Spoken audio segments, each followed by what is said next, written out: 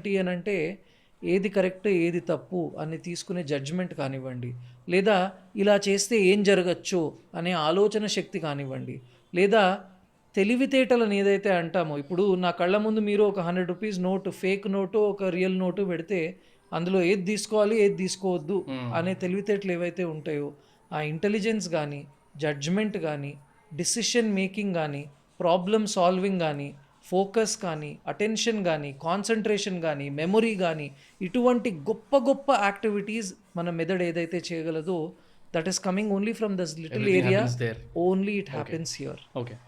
Unfortunately మనము పిల్లవాడు పుట్టినప్పటి నుండి చేసే ఎన్నో యాక్టివిటీస్ ద్వారా ఈ ప్రీఫ్రాంటల్ కార్టెక్స్ సన్నబడిపోతుంది. అందులో మోస్ట్ ఇంపార్టెంట్ ఏంటి అని అంటే, మనం ఎంతో ప్రేమతో ఎంతో గర్వంగా పిల్లల చేతిలో పెట్టే ఎలక్ట్రానిక్ డివైస్.